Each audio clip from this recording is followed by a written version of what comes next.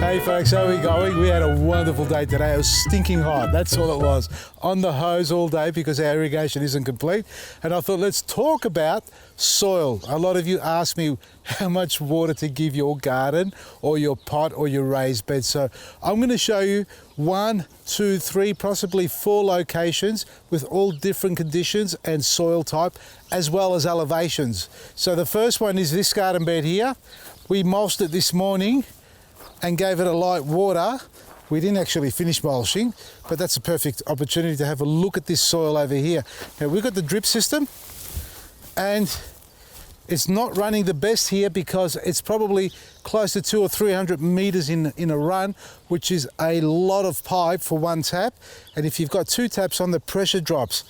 Couple of things, soil here, water by hand. After a hot sunny day, have a look at this.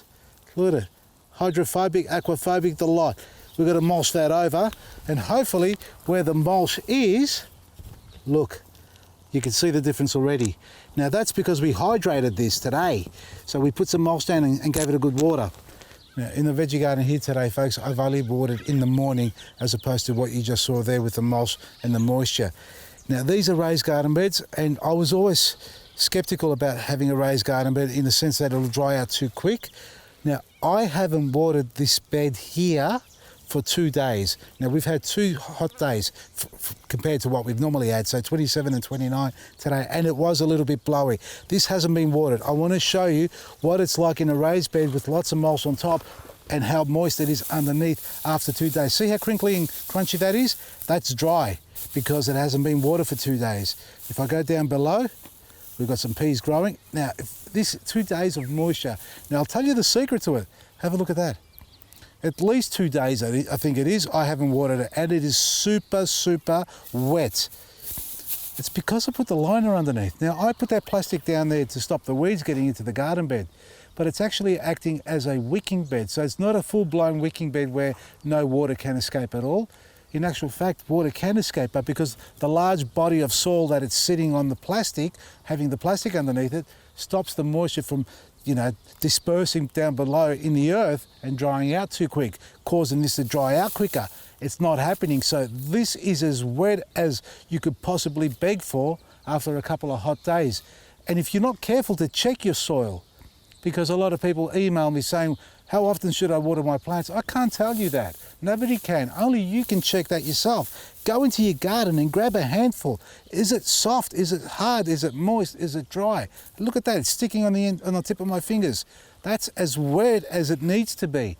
I don't need to hydrate that anymore. So if you see your garden bed slightly moist and you grab it like that and you think, oh, I better give it a top up just in case, don't. You don't need to. You need to let it dry out a bit. Whereas over here, same watering amount every day. That is, if I was to water them every day.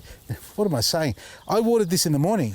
I've actually got to water this again tonight because it's on the ground and it's competing against underlying roots. There's no barrier in between it. Huge trees over there. Because this is 40 centimeters lower, closer to the root zone of the trees. Let's go under and have a look. Get the mulch out of my hands, sorry. It's still not too bad actually. It's got a little bit of moisture in it, but nowhere near. Mind you, that was watered this morning. That hasn't been watered for 2 days. If not, actually, what's today? Tuesday? Saturday afternoon, I think it is. We actually watered there. I think that's about right. Regardless, 2 days versus 1, and this needs to be watered twice a day. So if you got a garden bed, and if I didn't have any mulch, here, look, this is what it looks like. Look at this. That's exposed to the sun, all right? This area here, look at it, open to the sun, dry as a bone. So don't tell me mulch doesn't work. It works just as well as Black Grit does. And by the way, Black Grit, thanks for all those emails and photos of everybody sending in, showing me how successful your gardens are. And for those who haven't tried it, check it out on our website, check it out on our social pages as you are now, Facebook, YouTube, about Black Grit, read up on it, get the research done and hear it from other people who've tried it for the first time and are having the best success with their vegetables and flowers in their garden. You got to try it for yourself to see how successful you can be in achieving a wonderful, productive and flowering garden. Don't think that just by adding black grit, your problems are all gone, okay? It doesn't work like that. It doesn't fix your hydrophobic soil. It doesn't fix your soil that hasn't got any mulch or organic matter or living microbes, you know, the microbial activity that you need to bring it to life. You need to compost. You need to add manure into your soil. You need to have your chooks. If you haven't, you need a compost bin. All that needs to go into the soil along with your black grit. No synthetic fertilizers, no other crap that you can find out there in the industry that's got lots of different colors in it. It's got to smell rich, organic, or no smell at all, but it's got to be certified, like our products are. So if you're going to have a garden, you need to compost, manure, mulch, irrigate, add your black grit and liquid feed. And it's not a lot if you think about it. Do your research. From me, Vasily, Maresi.